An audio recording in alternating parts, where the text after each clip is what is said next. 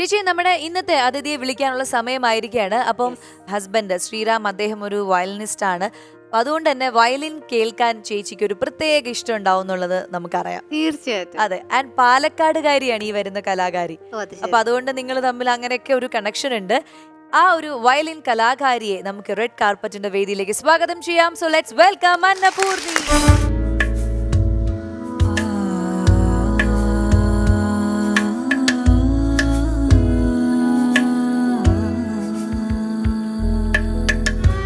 Red കാർപ്പറ്റിലേക്ക് സ്വാഗതം. പറയൂ അന്നപൂർണി, എന്തൊക്കെയുണ്ട് വിശേഷങ്ങൾ? കുഴപ്പമില്ല, സുഖമായിട്ട് പോകുന്നു.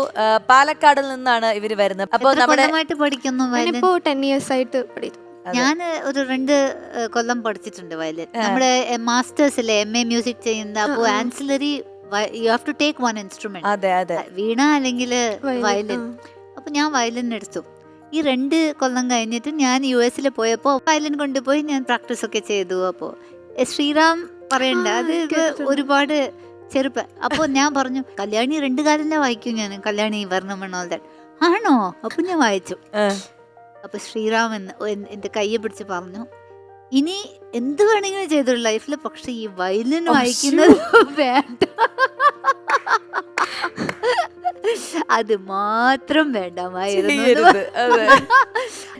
ഇപ്പൊ ചെറുതായിട്ട് കുട്ടികളെ പഠിപ്പിക്കുകയും ചെയ്യുന്നുണ്ട് അന്നപൂർണി, അല്ലേ? അതൊരു 4 years ആയി. അപ്പൊ എത്ര കുട്ടികളുണ്ട് ഇപ്പൊ? 10 students ഒക്കെ. 10 students ഉണ്ട്. സൂപ്പർ. അതിന്റെ കൂടെ പാട്ടുണ്ടോ? അച്ഛൻ മൃദംഗം ആർട്ടിസ്റ്റ് ആണ്. അപ്പൊ അച്ഛന്റെ കീഴില് ആദ്യം മൃദംഗം കുറച്ച് പഠിച്ചിട്ടുണ്ടായിരുന്നു. പിന്നെ ഒരു 2 വർഷം പാട്ട് പഠിച്ചു. പക്ഷെ കുറച്ച് ബ്രീത്തിങ് പ്രോബ്ലം ഒക്കെ ആയതിനാൽ പാട്ട് മാറ്റി. പിന്നെ ഒരു 6 വയസ്സൊക്കെ ആകുമ്പോൾ വയലിനിലോട്ട് മാറി. അപ്പൊ അനിയൻ മൃദംഗം പഠിക്കുന്നു. സോ അപ്പൊ അങ്ങനെ ഒരു സംഗീത പാരമ്പര്യമുള്ള ഒരു ഫാമിലിയാണ്. ആൻഡ് വേറെ എന്തൊക്കെയാണ്, അതായത് എന്തൊക്കെയോ സ്കോളർഷിപ്സ് അങ്ങനെയൊക്കെ കിട്ടിയിട്ടുണ്ടെന്ന് കേട്ടു. CCRT സ്കോളർഷിപ്പ് ഒരു സെൻട്രൽ ഗവൺമെന്റ് എനിക്കും കിട്ടിയിട്ടുണ്ട് എന്റെ കുട്ടിക്കാലത്തിൽ. അതെ, ഓക്കെ. അപ്പൊ കൂടെ വന്നിരിക്കുന്ന അവരെ കൂടി പരിചയപ്പെടാം. നമസ്കാരം എല്ലാവർക്കും, റെഡ് കാർപ്പറ്റിലേക്ക് സ്വാഗതം. അന്നപൂർണിയുടെ അച്ഛൻ, അനിയൻ, അമ്മ. അപ്പൊ അച്ഛന്റെ അടുത്ത് തന്നെ ആദ്യം തുടങ്ങാം. പേര്? എന്റെ പേര് ഗണേശൻ, പാലക്കാട് ഗണേശൻ എന്നാണ്. മൃദംഗ ആർട്ടിസ്റ്റ് ആണ്. അപ്പൊ അച്ഛൻ നിന്നാണ് മൃദംഗം ആദ്യം പഠിച്ചു തുടങ്ങിയത്, പിന്നീട് അത് വയലിനിലേക്ക് മാറി. അച്ഛന്റെ ആഗ്രഹമായിരുന്നോ മകളെ ഒരു കലാകാരി ആക്കണം എന്നുള്ളത്? എന്തായാലും ഒരു കലാകുടുംബത്തിലൊരു ആഗ്രഹം ഉണ്ടാവില്ല, അങ്ങനെ ഒരു ഇതില് ഒന്ന് പരീക്ഷിച്ച് വന്നതാണ്, അത്ര തന്നെ. ഓക്കെ, അപ്പൊ എന്തായാലും ഒരുപാട് സന്തോഷം പരിചയപ്പെടാൻ സാധിച്ചതില്. ഇനി അനിയൻ ഇപ്പൊ ദാ മൃദംഗം പഠിച്ചു തുടങ്ങിയെന്നാ പറഞ്ഞു. അനിയന്റെ പേരെന്താണ്?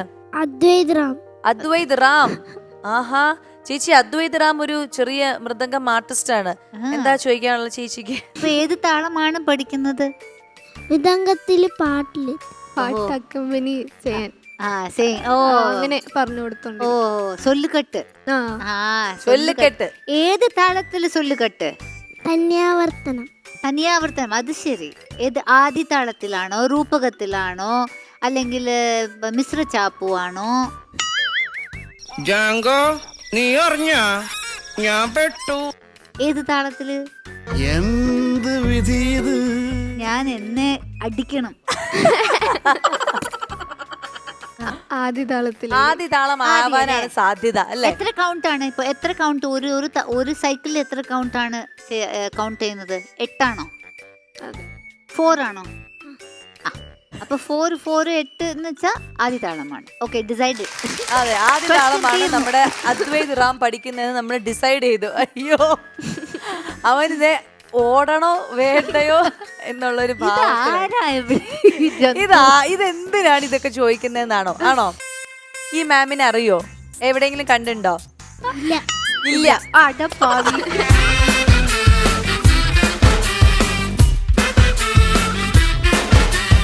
അപ്പടിപ്പോട് പോട്, അത് കേട്ടിട്ടില്ലേ? ആ പാട്ട് പാടിയ ആളാണ് ഈ ഇരിക്കുന്നേ. ശരിയായി, രക്ഷപ്പെട്ടു. Thank you. ശരി, ഇനി അമ്മയ്ക്ക് മൈക്ക് കൊടുത്തു. നമസ്കാരം ചേച്ചി, പേര് പറയൂ. എന്റെ പേര് രാജേശ്വരി. രാജേശ്വരി. ഓക്കെ, ശരി. അച്ഛന്റെ ഫാമിലി എല്ലാം സംഗീത പാരമ്പര്യമുള്ളതാണ്. ഇനി ചേച്ചിയുടെ ഫാമിലിയിൽ ആരെങ്കിലും ഉണ്ടോ? എന്റെ അവിടെ ആരുമില്ല. അതിനെ കുറിച്ചിട്ട് പറഞ്ഞാൽ കേൾക്കാൻ ഇഷ്ടമാണ്. ചില സമയത്തൊക്കെ അവള് വായിക്കുമ്പോ നമ്മൾ അറിയാതെ ഇരുന്നു പോകും. അപ്പൊ അത്രയും ഇഷ്ടമാണ്. ഇഷ്ടമാണ്. ആദ്യത്തെ ഒരു ചാനൽ ഷോ ആണ് അല്ലെ?